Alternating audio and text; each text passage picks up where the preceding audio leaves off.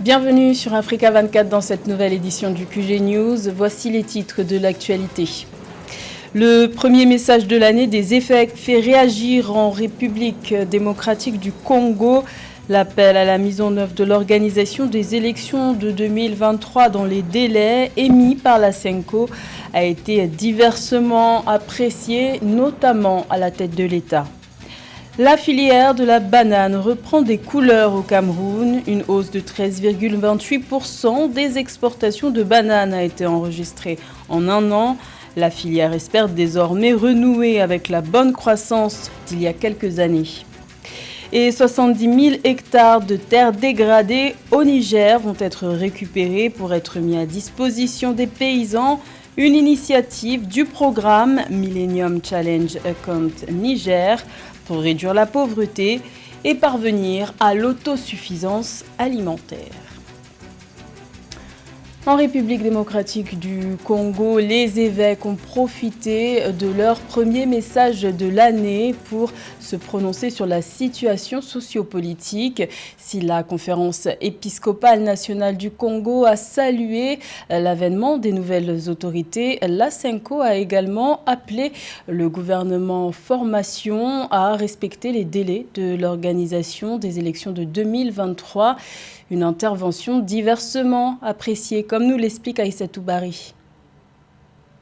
En RD Congo, l'épiscopat congolais alerte sur la situation politique du pays.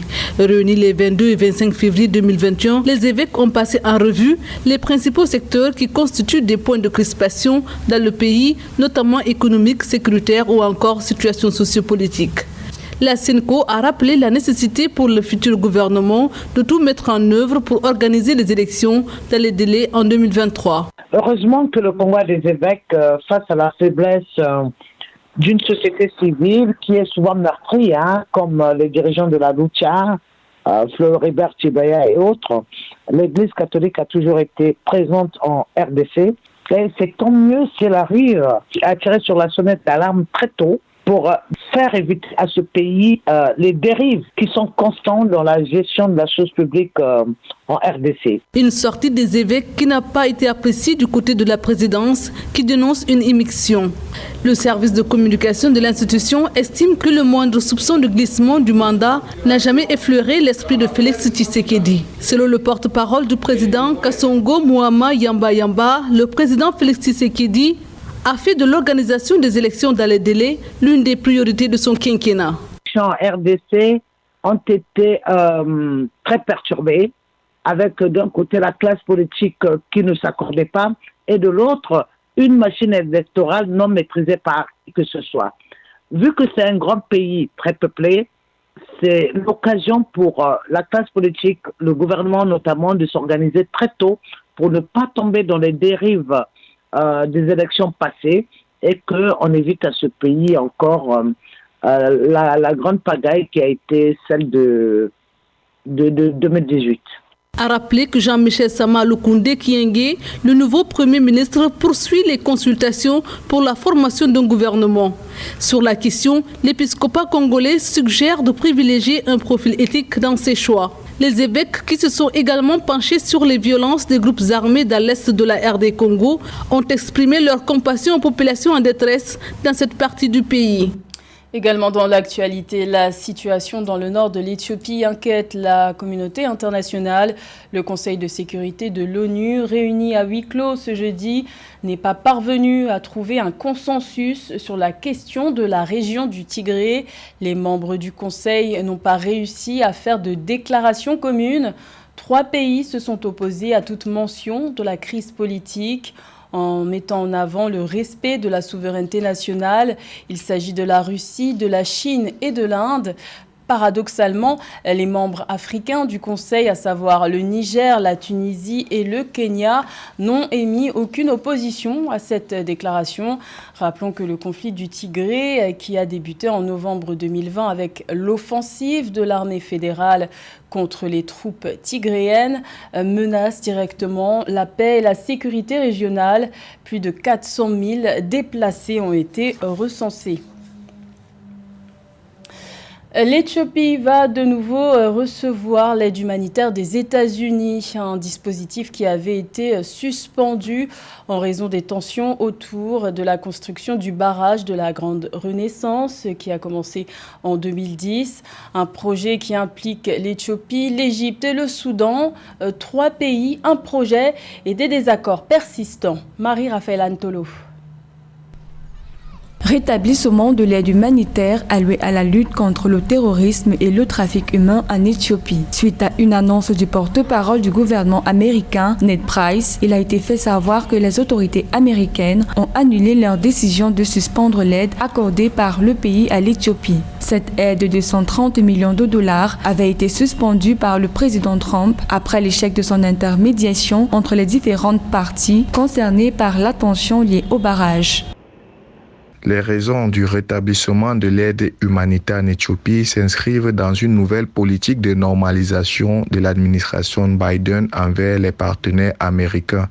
Surtout que cette mesure de suspension de l'aide provenait de l'administration de Donald Trump et a engendré par la suite des tensions autour du barrage de la Grande Renaissance avec l'encombrant voisin égyptien et soudanais. Dans cette perspective, les autorités américaines soulignent qu'elles sont résolument engagées à reprendre cette aide afin de fournir les assistances humanitaires de base aux personnes dans le besoin dans le pays. Le pays entend également rembourser l'aide due pendant la période d'arrêt. Cette dernière s'élève à environ 272 millions de dollars selon Ned Price. On comprend mieux que par cet acte politique de forte ampleur, les États-Unis entendent œuvrer pour une neutralité, mieux à rechercher un consensus entre les pays concernés. D'une capacité de 6450 MW, le GED est construit sur fonds propres à plus de 80% actuellement par l'Éthiopie qui entend devenir ainsi un hub énergétique régional. Cependant, l'Égypte qui dépend entièrement du Nil bleu qui accueille l'infrastructure pour son approvisionnement en eau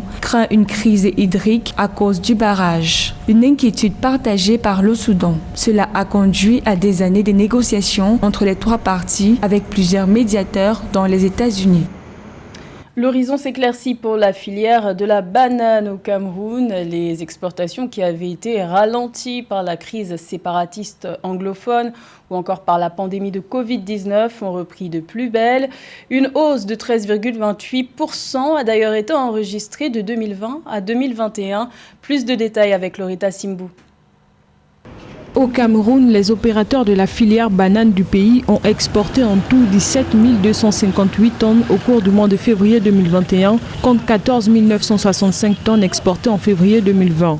Selon une compilation des données publiées par l'Association bananière du Cameroun, ASOBACAM, ce chiffre représente une hausse de 13,28% entre les 2 périodes. La banane est le 3e produit d'exportation du Cameroun après le pétrole et la banane représente un produit d'exportation très essentiel parce qu'il crée plus de 10 000 emplois directs et plus de 50 000 emplois indirects et faisant vivre près d'un demi-million de personnes. Donc la banane est très importante pour l'économie camerounaise et la banane est très importante pour la compétitivité de l'économie camerounaise. D'où l'importance d'augmenter ces exportations et l'importance de maintenir les chiffres de la banane hauts. Si l'on s'en tient aux performances des 3 principaux acteurs du marché dont les données sont compilées par l'ASOBACAM, cette situation est davantage liée aux performances haussières des exportations de façon générale sur un an. En effet, la Société des plantations du Haut-Pandja, PHP, voit ses exportations progresser de 13 843 tonnes en février 2020 à 14 233 tonnes en février 2021. Pour maintenir le cap de la hausse de la banane actuelle, il est bon que les acteurs de la production de la banane assimilent les risques qui ont fait baisser les exportations de la banane et transforment ces risques en un défi et se prépare à une résilience face à cette contrainte. D'abord, en renouvelant qualitativement et quantitativement l'outil de production et en demandant aux autorités que des efforts continuent à être faits dans la sécurisation de la zone de production de la banane. Notons que la banane fait partie du top 10 des exportations non pétrolières du Cameroun vers l'Union européenne. Selon les derniers chiffres officiels, le pays a écoulé en 2019 sur le marché européen les bananes pour un montant de 136 milliards de francs CFA. Le Niger avance dans son objectif d'autosuffisance alimentaire. 70 000 hectares de terres dégradées vont être récupérés pour être mis à disposition des paysans grâce au programme Millennium Challenge Compte Niger. Ce dispositif entre dans le cadre du programme dénommé Agriculture résiliente au climat. Les explications de Joël-Marie Ballot. Dans l'objectif d'accroître la productivité agricole, le programme Millennium Challenge Account Niger va octroyer 70 000 hectares de terres dégradées aux communautés rurales. Grâce à cette opération, des dizaines de projets axés sur la préservation et la restauration de l'environnement vont voir le jour.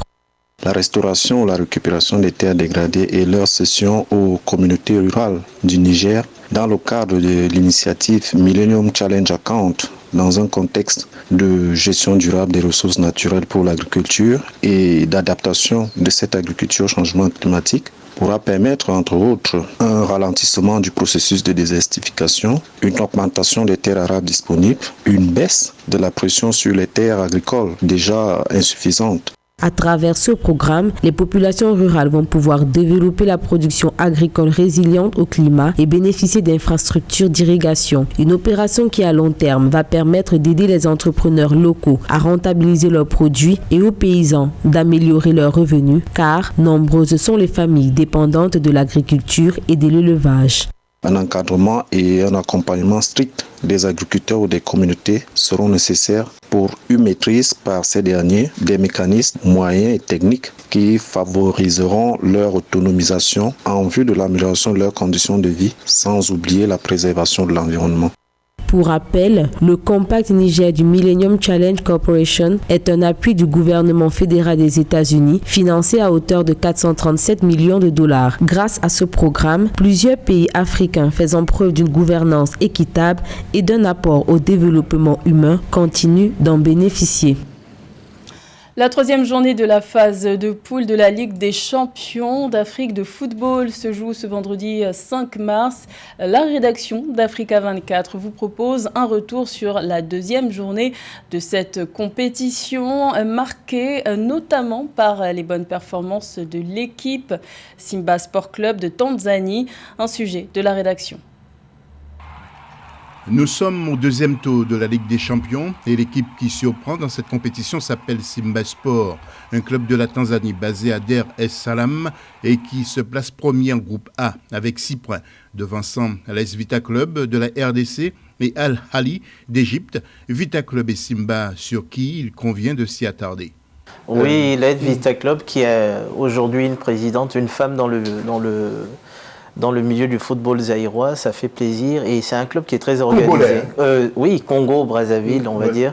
Et le club est assez organisé, les moyens sont mis à la disposition du staff technique, donc je ne suis pas surpris de les voir à ce niveau-là. Le FC Simba, c'est le deuxième club, je crois, de Tanzanie, après le Azam FC. Donc c'est un club aussi qui a un président qui a beaucoup de moyens. En groupe B, Mamelodi Sundowns, l'équipe du milliardaire sud-africain Patrice Motsepe fait cavalier seul en tête avec 6 points, suivi du TP Mazembe, 2 points. Le tout-puissant Mazembe étant menacé par le club soudanais d'Al Hilal et les Algériens du CR Belouizdad. Quant au groupe C, le Wydad confirme sa suprématie dans la compétition, mais attention, il est talonné par les Guinéens d'Oroya qui patinent en championnat mais veulent briller dans cette Ligue des Champions.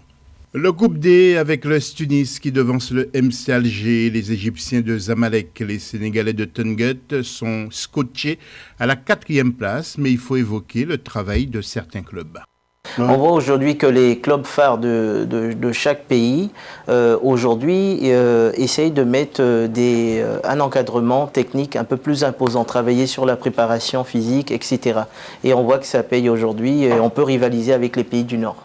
Une prochaine journée qui s'annonce assez palpitante, vendredi 5 mars, il y aura un certain CR Belouizdad contre Al Hilal, un match avancé pour le groupe B. Ensuite, le 6 mars, toutes les autres rencontres, groupe A, Al Ahly Vita Club et Alberec Simba. En groupe B, le second match à suivre, TP Mazembe, Mamelodi Sundown. En groupe C, Kaiser Chiefs contre Petro Luanda et Wydad de Casablanca, Oroya AC. En groupe D, Tungut MC Alger et Tunis Zamalek. Ce sera la 3e journée de la compétition, alors qu'en Coupe de la Confédération, les choses sérieuses démarrent le 10 mars 2021. Et le sujet que vous venez de visionner était bien un sujet de José Douglas, notre journaliste sportif. Dans le reste de l'actualité, une autre compétition continentale se joue actuellement. Il s'agit de la CAN U20 de football, dont la petite finale se joue ce vendredi à Nouakchott en Mauritanie. La Gambie et la Tunisie s'affrontent pour tenter de remporter la 3e place de cette compétition de football dédiée aux moins de 20 ans. Coup d'envoi à 20h GMT. Rappelons que la grande finale se jouera ce samedi et opposera le Ghana à l'Ouganda. C'était le journal de la rédaction. Merci de l'avoir suivi. L'information continue sur Africa 24.